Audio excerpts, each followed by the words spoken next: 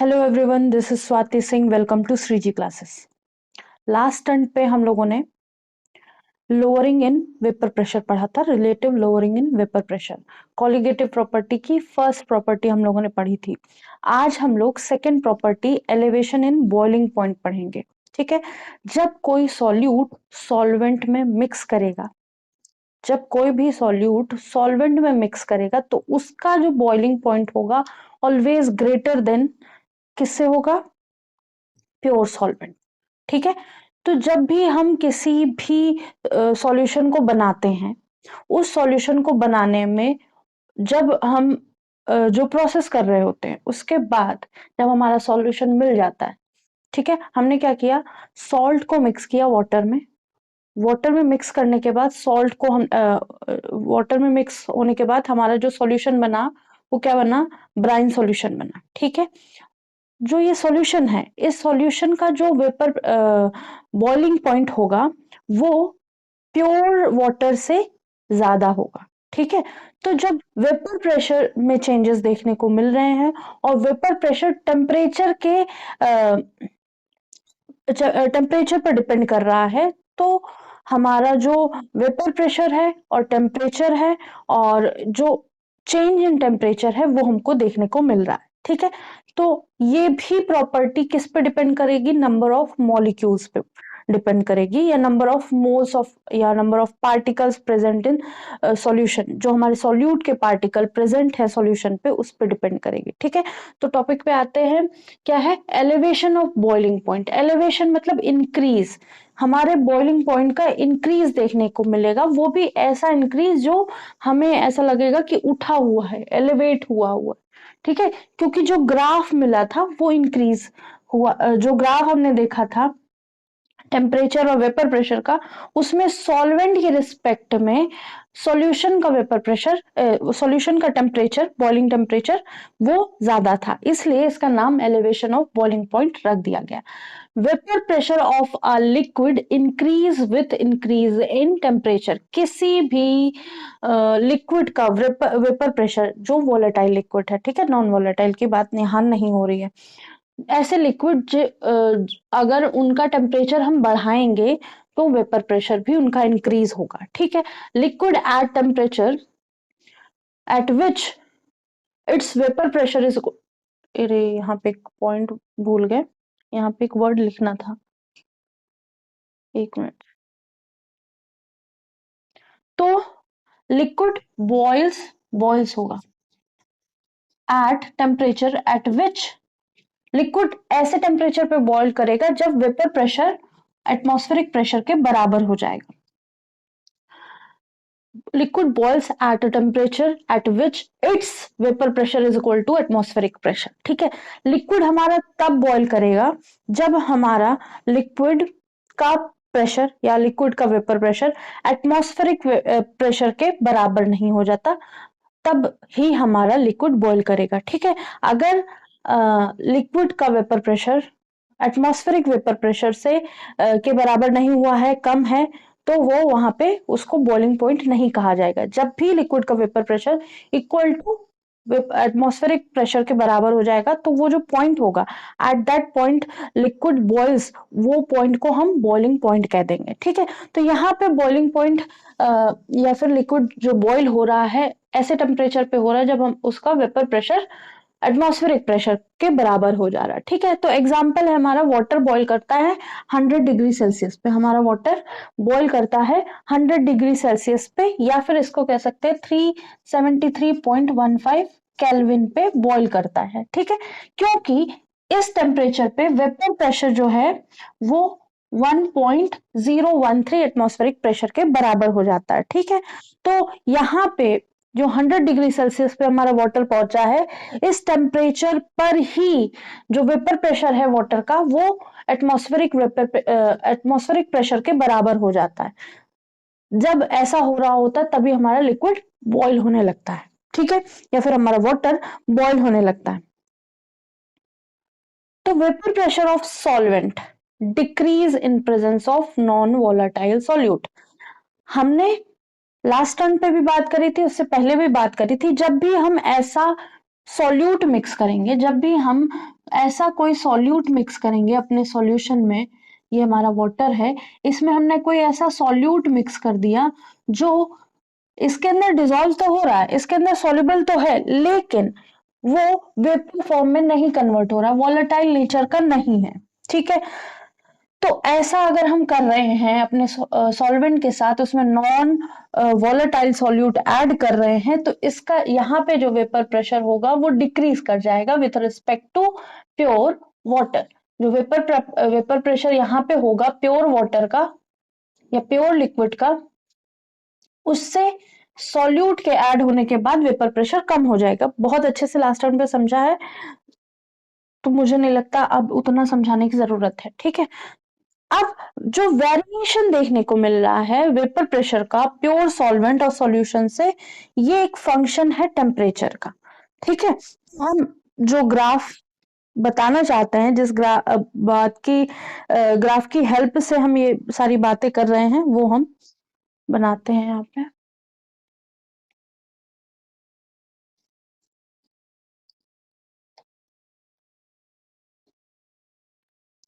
एक ग्राफ है हमारे पास ऐसा, लास्ट टर्न पे इधर का थोड़ा सा कट गया था, तो ध्यान रखिएगा कि जो मैं बोल रही हूँ वो सही है, उसके हिसाब से आप देख लीजिएगा। क्योंकि न्यूमेरिकल कराया है, उसका यहाँ पे पोर्शन कुछ कट गया है। ठीक है, तो इस साइड पे वाई एक्सेस पे हम वेपर प्रेशर ले लेंगे, इस साइड पे हम टेम्परेचर ले लेंगे। हम वाई एक्सेस पे वेपर प्रेशर ले रहे हैं और एक्स एक्सेस पे टेम्परेचर ले रहे हैं। ठीक है, जो टेम्परेचर है वो हम केल्विन में ले रहे हैं, और एक यहाँ पे वेपर प्रेशर है 1 atm ले लिया है, 1 atm या फिर 1.013 बार लिख सकते हैं। ठीक है, यही है हमारा एटमॉस्फेरिक प्रेशर। ठीक है, अब जब हमने सॉल्यूट का सॉरी सॉल्यूट नहीं सॉल्वेंट का हमने बॉइलिंग पॉइंट लेना चाहा, तो सॉल्वेंट बॉईल हुआ, बॉईल होते होते ऐसे ही इस पॉइंट पे बॉईल, मतलब गर्म होते होते इस पॉइंट पे बॉईल होना शुरू किया। ये हमारा सॉल्वेंट जो अपने अंदर दूसरों को घोल लेता है। अब हमने क्या किया, एक सॉल्यूट मिक्स कर दिया, ऐसा सॉल्यूट जो नॉन वोलेटाइल नेचर का है, और बेसिकली हम लोग नॉन इलेक्ट्रोलाइट भी ले रहे होंगे जो आयंस के फॉर्म में नहीं कन्वर्ट होता, तो नमक की जगह हम सुक्रोज ले सकते हैं। ठीक है, तो हमने वाटर में शुगर ऐड कर दी या सुक्रोज ऐड कर दिया, तो वो क्या हो गया, एक सॉल्यूशन बन गया, शुगर सिरप का सॉल्यूशन बन गया। जब हमने सॉल्यूशन देखा तो हमने देखा कि ये जो सॉल्यूशन है उसका जो प्रेशर है, वो सॉल्यूशन को जब हम टेम्परेचर दे रहे हैं, जिस टेम्परेचर पे इसको, ये हमारा सॉल्वेंट बॉईल होना शुरू हुआ था, उस टेम्परेचर से कुछ ज्यादा ही हमको सॉल्यूशन को टेम्परेचर देना पड़ा, हीट देनी पड़ी। मतलब जिस टेम्परेचर पे हमारा सॉल्वेंट बॉईल होना शुरू कर दिया था, उससे कुछ ना कुछ ज्यादा ही हमको टेम्परेचर देने को मिला। ठीक है, तो ये boiling point of pure solvent है, तो टीबी नॉट नाम लिख दिया, और ये बॉइलिंग पॉइंट ऑफ सॉल्यूशन है तो टीबी नाम दे दिया, और इनके बीच में जो गैप है वो डेल्टा टीबी। ठीक है, इनके बीच में गैप है वो change in boiling point, delta TB हो गया। ठीक है, तो जब हमने अपना सॉल्वेंट को हीट किया या उसको टेम्परेचर देना शुरू किया, तो वो टीबी नॉट टेम्परेचर पे बॉईल कर रहा था। ठीक है, टीबी नॉट टेम्परेचर पे उसका जो वेपर प्रेशर था वो किसके बराबर हो जा रहा था, 1 atm के बराबर हो जा रहा था सॉल्वेंट का। ठीक है, जब हमने सॉल्यूशन के अंदर सॉल्वेंट के अंदर कोई सॉल्यूट मिलाना शुरू किया, ऐसा सॉल्यूट जो क्या हो रहा था, नॉन वोलेटाइल नेचर का है, वेपर नहीं बना रहा है, तो अब क्या हुआ, हमने फिर से हीट देना शुरू किया सॉल्यूशन को। तो जब सॉल्यूशन को हमने हीट देना शुरू किया, तो जिस टेम्परेचर पे हमारा पहले बॉईल कर रहा था सॉल्वेंट, उस टेम्परेचर पे ना बॉईल करके और ज्यादा टेम्परेचर हमको देना पड़ रहा है बॉईल करने के लिए, जहां पे उस सॉल्यूशन का वेपर प्रेशर 1 atm के बराबर हो जाए। ठीक है, तो जब ऐसा किया तो variation of vapour pressure of pure solvent जो हमें देखने को मिला, variation of vapour pressure pure solvent का, ठीक है, प्योर सॉल्वेंट जहां पे बॉइल कर रहा था वहां पे हमारा सॉल्यूशन बॉइल नहीं कर रहा है। तो इस ग्राफ से हमें ये देखने को मिलता है कि ये जो वेपर प्रेशर है वो जो है फंक्शन ऑफ टेम्परेचर, ठीक है। जो वेरिएशन है सॉल्वेंट और सॉल्यूट का वो क्या है, फंक्शन है किसका, वेपर प्रेशर का, ठीक है, फंक्शन है टेम्परेचर का, ठीक है।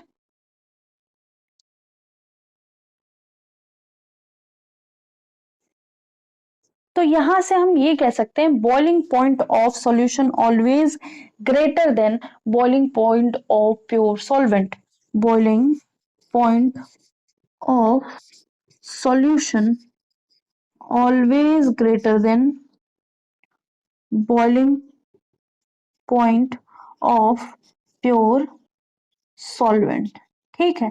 हम उस सॉल्वेंट में जैसे ही सॉल्यूट मिक्स कर देंगे, चाहे बहुत कम अमाउंट में मिक्स करें, उसका जो हमारा सॉल्यूशन बनेगा उसका बॉइलिंग पॉइंट हमेशा हायर हो जाएगा।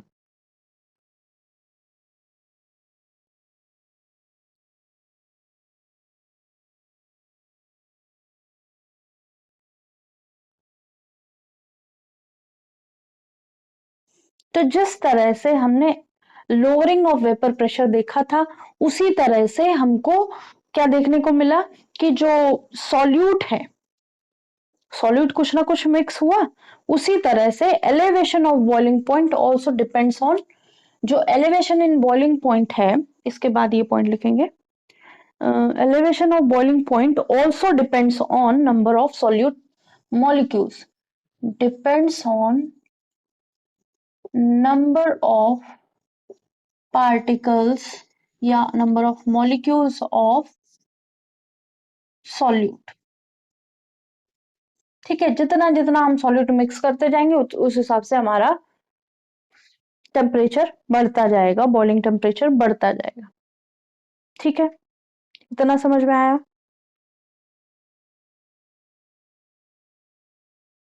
तो डेल्टा टीबी नॉट क्या है, प्योर सॉल्वेंट का बॉइलिंग टेम्परेचर है, टीबी क्या है, बॉइलिंग पॉइंट ऑफ सॉल्यूशन है, डेल्टा टीबी क्या है, TB naught TB minus TB naught. तो डेल्टा टीबी जो है वही है हमारा एलिवेशन इन बॉइलिंग पॉइंट। इसको रब करते हैं।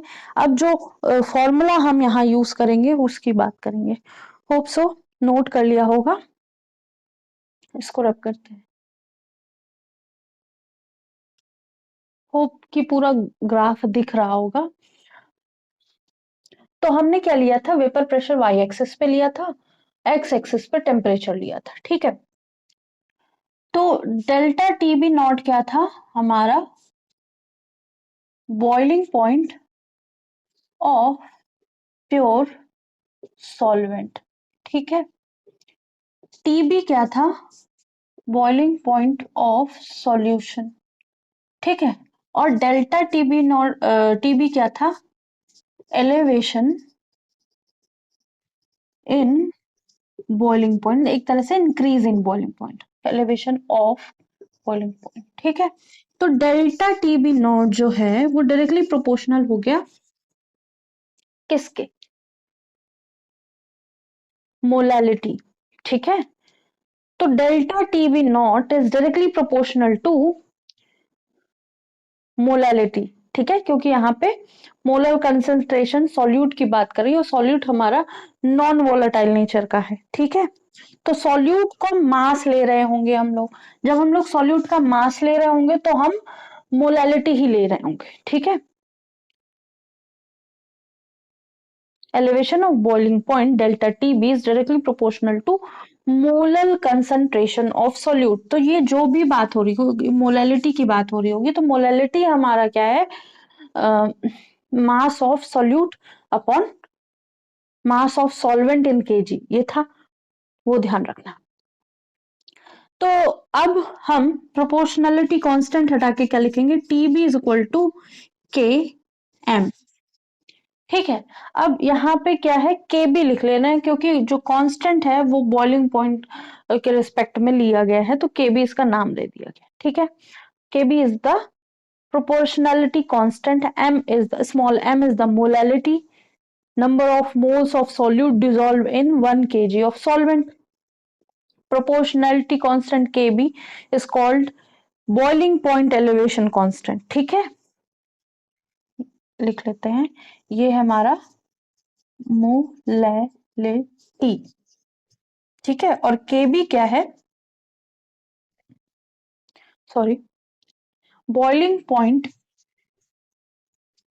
Elevation constant. ठीक है, ये है इबुलियोस्कोपिक इबुलियोस्कोपिक कांस्टेंट, इबुलियोस्कोपिक कांस्टेंट। ठीक है, तो केबी की जो यूनिट है, केबी की जो यूनिट है वो क्या होगी, लिख लेते हैं, केबी की यूनिट होगी केल्विन केजी पर मोल, केल्विन केजी पर मोल। ठीक है, तो ये है यूनिट ऑफ इबुलियोस्कोपिक कांस्टेंट या फिर बॉइलिंग पॉइंट एलिवेशन कांस्टेंट, ये हमारा केबी की वैल्यू हो गई। ठीक है, अब हम यहाँ पे चेंज, देखिए यही है एलिवेशन इन बॉइलिंग पॉइंट। ठीक है, यही है एलिवेशन इन बॉइलिंग पॉइंट। ठीक है, यहाँ पे delta T B minus delta T B not is equal to K B M लिख सकते हैं, लिख सकते हैं, बहुत आसानी से लिख सकते हैं। यहाँ कुछ चेंज नहीं किया, बस इसकी जगह हम लोगों ने वैल्यू रख ली है, delta T B is equal to T B minus T B not. ठीक है, ये हमने वैल्यू रख दी है, ये बहुत आसानी से लिख लेंगे, इसको समझ में आ जाएगा। यही हमारा एलिवेशन इन बॉइलिंग पॉइंट है। ठीक है, अब मोलैलिटी की जगह अगर हम चेंजेस करें, मोलैलिटी की जगह हम चेंजेस करें तो हम क्या लिखेंगे, मोलैलिटी की जगह हम चेंजेस करेंगे तो हम केवल फॉर्मूला क्या कर रहे हैं, चेंज कर रहे हैं और कुछ नहीं कर रहे हैं, के बी एम। ठीक है, तो यहां हम लिख सकते हैं delta T B is equal to K B तो रहेगा। अब यहाँ क्या है, mass of solute upon, solvent की बात होगी 1 kg, तो ये क्या होगा, molar mass of solvent, mass of solute, solute ही होगा, molar mass of solute into 1 upon mass of solvent in 1 kg, mass of,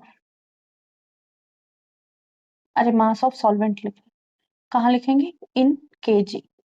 ठीक है, या फिर इसकी जगह हम लिख सकते हैं K B N upon mass of solvent. अगर हमारा मास केजी में नहीं दिया है तो हम इसको ऐसे भी लिख सकते हैं, K B N upon mass of solvent in gram और 1000 से मल्टीप्लाई कर सकते हैं। या फिर हमको एन नहीं गिवन है तो हम ये वाला लिखेंगे, के बी मास ऑफ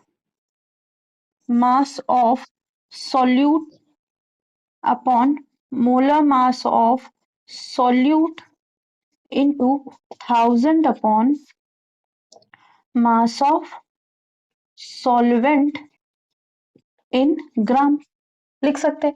तो ये फॉर्मूला कैसे भी मॉडिफाई करके आपने लिखा हो, हमें क्या मिलेगा, एलिवेशन इन बॉइलिंग पॉइंट लिखे मिलेगा। ठीक है, अगर हम इन में से क्या ऐसे कह दिया जाए कि मास ऑफ सॉल्वेंट पता करना, हमें मास ऑफ सॉल्वेंट पता करना है, हमें नंबर ऑफ मोल्स दिया है तो हम ये वाला फॉर्मूला लिखेंगे, एलिवेशन इन बॉइलिंग पॉइंट दिया है। ठीक है, एलिवेशन इन बॉइलिंग पॉइंट के बी एन, ये इतना दिया है तो हम मास ऑफ सॉल्वेंट निकाल सकते हैं।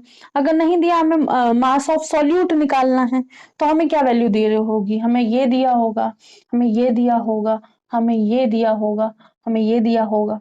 ठीक है, सॉल्यूट दिया होगा, गिवन होगा, हमें मास ऑफ सॉल्यूट निकालना होगा। ठीक है, तो इस तरह से हम कोई भी वैल्यू, जैसे यहाँ पे कितनी वैल्यू है, यहाँ पे है इस वाले फॉर्मूले में 3 वैल्यू है, 3 में से 2 गिवन होंगी, नहीं 2 गिवन होंगी तो एक हमको निकालनी होगी, एक निकाल करके इसमें पुट करके हम तीसरी निकालेंगे। या फिर क्या होगा, यहाँ पे कितनी 1 2 3 4 5, 5 में से कोई 4 वैल्यू गिवन होगी, 4 नहीं तो 3 गिवन होगी, 3 में से एक दो और ऐसा इन्फॉर्मेशन होगा जिससे हम फोर्थ वैल्यू निकाल सकते हैं। तो ये सारे क्या है, modified formulas of elevation in boiling point, और यहाँ से हम मोलर मास ऑफ सॉल्यूट बहुत आसानी से निकाल सकते हैं, मास ऑफ सॉल्वेंट बहुत आसानी से निकालते हैं, और टीबी निकालते हैं, और जिनका सॉल्वेंट का के भी गिवन होता है। ठीक है, के भी जनरली गिवन होगा, नहीं तो पूछ लिया जाएगा। ठीक है, अब हम क्या करेंगे, डिप्रेशन इन फ्रीजिंग पॉइंट।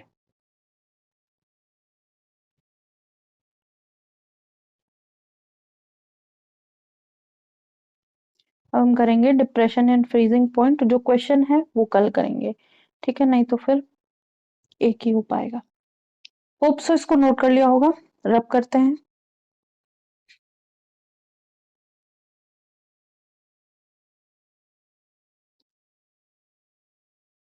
तो ये फॉर्मूला आप देख सकते हैं,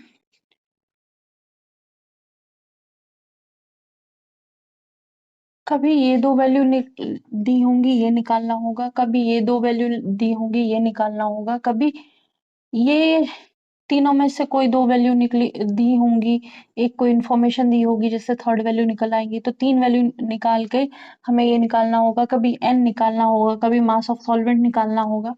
तो ये मॉडिफाइड फॉर्म है, आपको पता होना चाहिए कि किस किस तरह से हम एक फॉर्मूले को लिख सकते हैं, क्योंकि जब हम क्वेश्चन करने के टाइम आते हैं तो हमको ये वाला फॉर्मूला तो याद आ रहा होगा। ठीक है, ये वाला फॉर्मूला याद आ रहा होता है, ये भी फॉर्मूला याद आ रहा होता है, लेकिन हम को रिलेट नहीं कर पाते, को रिलेट नहीं कर पाते हैं, तो हमें टाइम लगता है, 1 से 2 मिनट प्रोसेस करने में लगता है कि ये जो क्वेश्चन हम कर रहे हैं उसको हम कैसे रिलेट करें। और ये काम अगर आप पहले कर लेंगे, 1-2 बार लिख लेंगे, तो वो चीजें थोड़ी सी आपके लिए बेटर हो जाएंगी। वो जो 1-2 मिनट प्रोसेस करने में लग रहा है, फॉर्मूला को कोरिलेट करने में लग रहा है, वो नहीं होगा। ठीक है, नेक्स्ट है हमारा topic, depression in freezing point. अब जिस तरह से बॉइलिंग पॉइंट का एलिवेशन हुआ था, उसी तरह से डिप्रेशन इन फ्रीजिंग पॉइंट हमें देखने को मिलेगा। ठीक है, यहाँ पे भी हम वैसा वेपर प्रेशर और टेम्परेचर के बीच में ग्राफ देखेंगे। पहले हम ये समझते हैं, फिर उसके बाद ग्राफ देखते हैं। तो depression of freezing point, depression मतलब एक तरह से डिक्रीज। ठीक है, किसी भी चीज का डिक्रीज हम देखने को, यहाँ पे हम फ्रीजिंग पॉइंट का डिक्रीज देखेंगे। ठीक है, lowering of vapour pressure, vapour pressure का लोअर करना causes lowering of freezing point. ठीक है, वेपर प्रेशर को अगर हम लो कर रहे हैं तो फ्रीजिंग पॉइंट भी लो हो रहा है। किससे कंपेयर कर रहे हैं, प्योर सॉल्वेंट से। मतलब प्योर सॉल्वेंट से अगर हम सॉल्यूशन का वेपर प्रेशर ले रहे हैं तो वो डिक्रीज कर रहा है। ठीक है, और जब वेपर प्रेशर डिक्रीज कर रहा है तो वेपर प्रेशर फ्रीजिंग पॉइंट को भी डिक्रीज कर रहा है सॉल्यूशन के। तो फ्रीजिंग पॉइंट कब होता है, फ्रीजिंग पॉइंट जब सॉलिड इक्विलिब्रियम स्टेट में होता है, किससे, लिक्विड से। मतलब हमारा सॉलिड लिक्विड के फॉर्म में चेंज हो रहा होगा, या फिर लिक्विड सॉलिड के फॉर्म में चेंज हो रहा होगा, उस स्टेट या उस डायनेमिक इक्विलिब्रियम स्टेट को हम इक्विलिब्रियम फ्रीजिंग पॉइंट बोल देते हैं। ठीक है, तो फ्रीजिंग पॉइंट ऐसा टेम्परेचर है जहां पे vapour pressure of substance in its liquid phase is equal to vapour pressure in solid phase.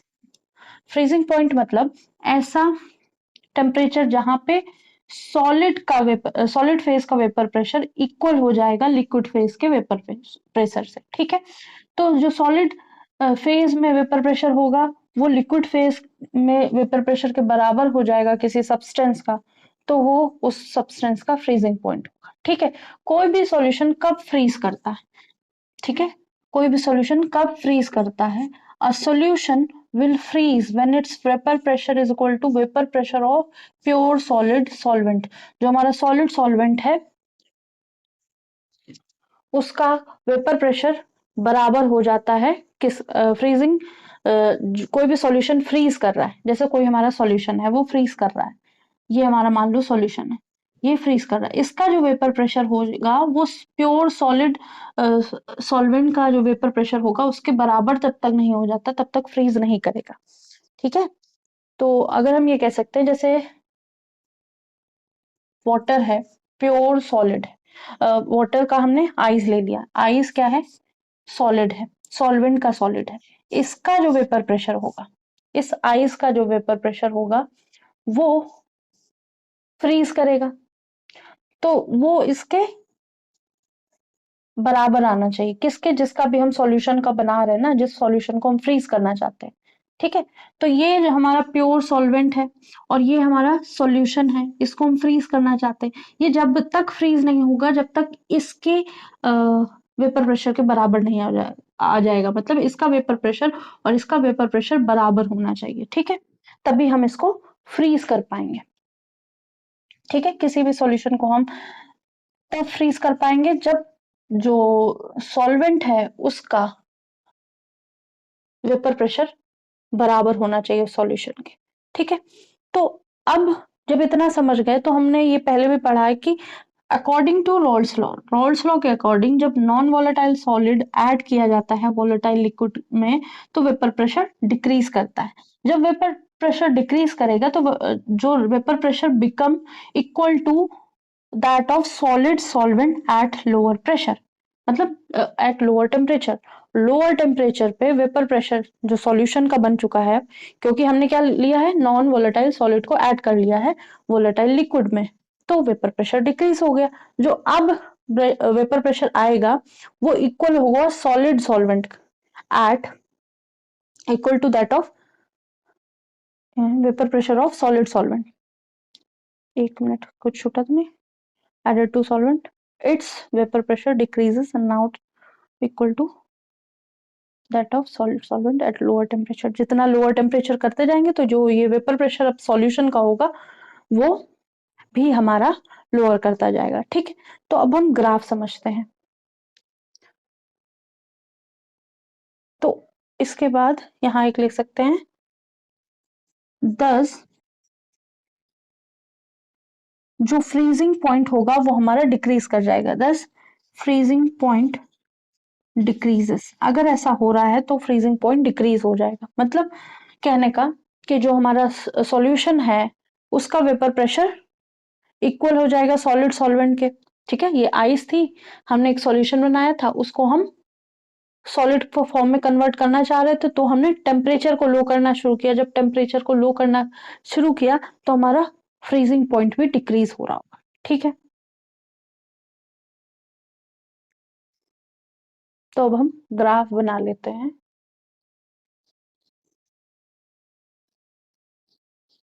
Graph के साथ फिर हम इसका डेरिवेशन करेंगे।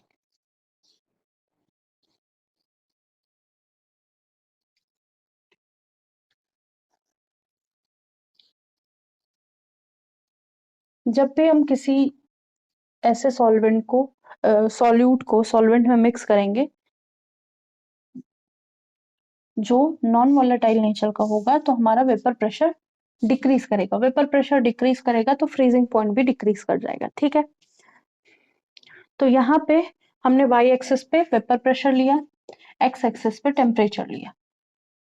जब हमने जब हमारा सॉल्यूट प्योर फॉर्म में था, लिक्विड सॉल्वेंट था, तो यहाँ पे ग्राफ देखने को मिल रहा था, और जैसे ही हमने उसको सॉल्यूशन फॉर्म में बना दिया, सॉल्यूशन फॉर्म में बना दिया तो हमारा वेपर प्रेशर डिक्रीज कर गया। ठीक है, ये तो हम समझ ही रहे थे कि वेपर प्रेशर डिक्रीज कर रहा है, ये है प्योर सॉल्वेंट और ये है हमारा सॉल्यूशन। ठीक है,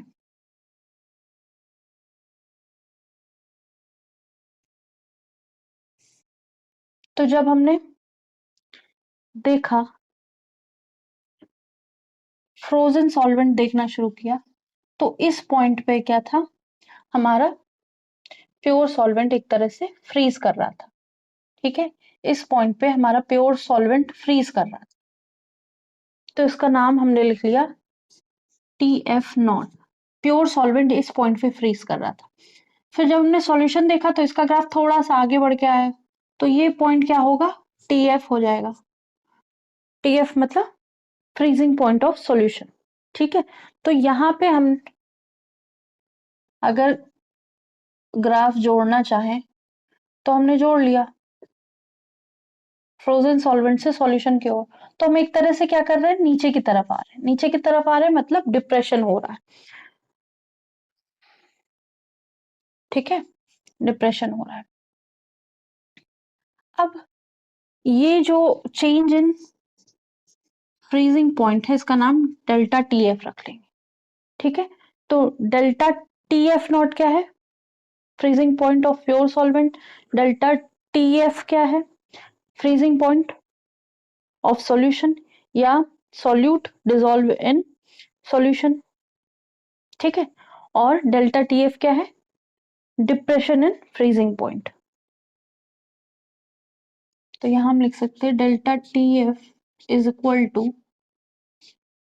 TF0 माइनस TF। मतलब बॉइलिंग पॉइंट में क्या हो रहा था, TB हमारा ज्यादा आ रहा था, यहाँ पे TF कम आ रहा है।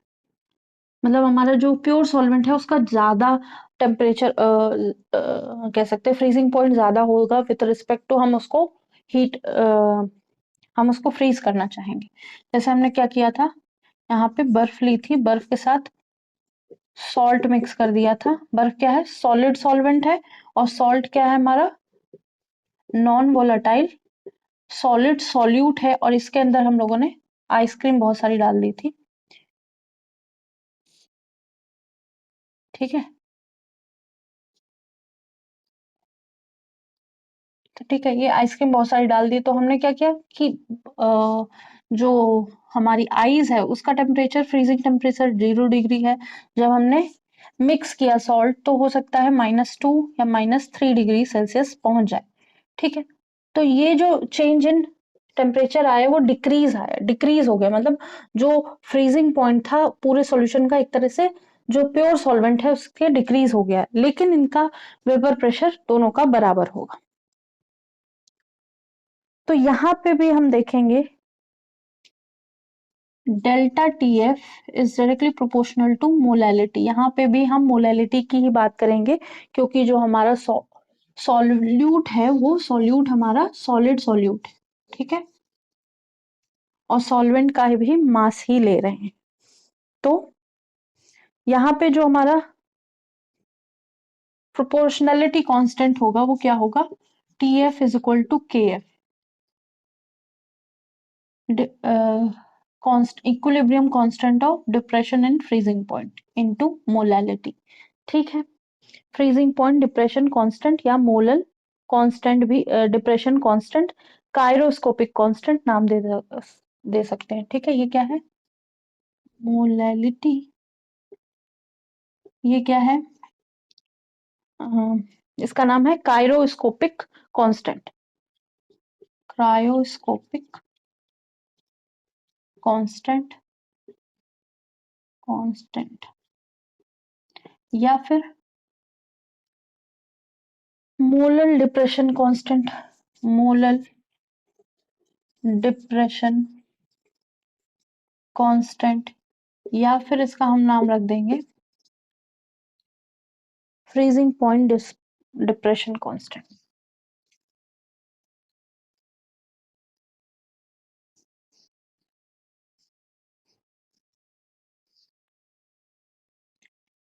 फ्रीजिंग पॉइंट डिप्रेशन कांस्टेंट, ठीक है। तो किसी भी नाम से, और उसका इबुलोस्कोपिक कांस्टेंट। अब यहाँ पे भी हम चेंजेस कर सकते हैं, लिख लेते हैं एक बार, delta TF is equal to KB M small m, इसको KB N upon mass of solvent in kg या फिर kb mass of solute upon molar mass of solute into 1000 upon mass of solvent in ग्राम। ठीक है, इसको भी ऐसे लिख सकते हैं। ये तो जो डेल्टा टी एफ टर्म है वो क्या है? Depression in freezing point, depression of freezing point.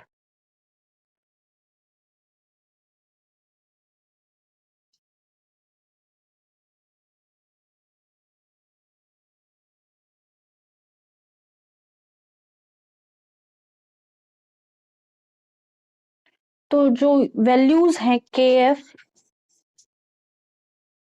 Cryoscopic constant या फिर केबी एब्यूलोस्कोपिक कांस्टेंट, दोनों डिपेंड करेंगे नेचर ऑफ सॉल्वेंट पे। ठीक है,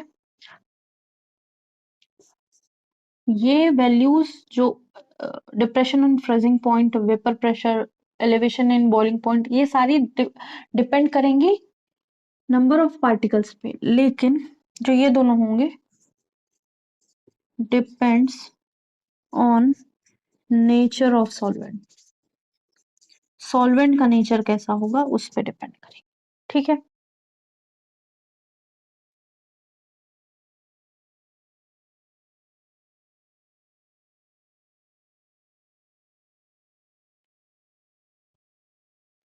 तो के एफ को ऐसे भी लिख सकते हैं, K F is equal to R mass of solvent T F का स्क्वायर अपॉन आर क्या है? गैस कांस्टेंट है, 1000 into fusion, change in energy of fusion. ठीक है, या एंथैल्पी ऑफ फ्यूजन। ठीक है, अगर हम केबी की बात करें, केबी में क्या आएगा? KB is equal to R M one TB का whole square upon 1000 into vaporisation of change in enthalpy of vaporization, change in enthalpy of vaporization। तो के एफ के बी हमारे सॉल्वेंट डिपेंडेंट है। के एफ क्या है?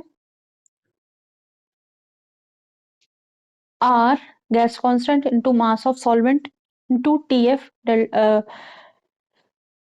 Freezing point constant, freezing point temperature के square upon 1000 into enthalpy of fusion के बराबर। ठीक है, और के बी क्या होगा? Gas constant into mass of solvent T B square upon 1000 into enthalpy of vaporisation. तो यहाँ पे जो एलिवेशन इन बॉइलिंग पॉइंट और फ्रीजिंग कांस्टेंट हम समझ गए हैं, depression in freezing point.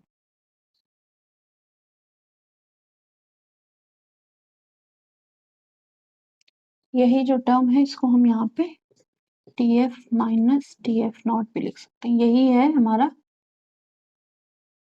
Depression of freezing point. ठीक है,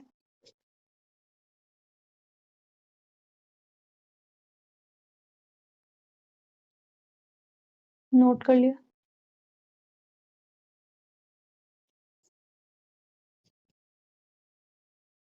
तो आज के लिए इतना ही।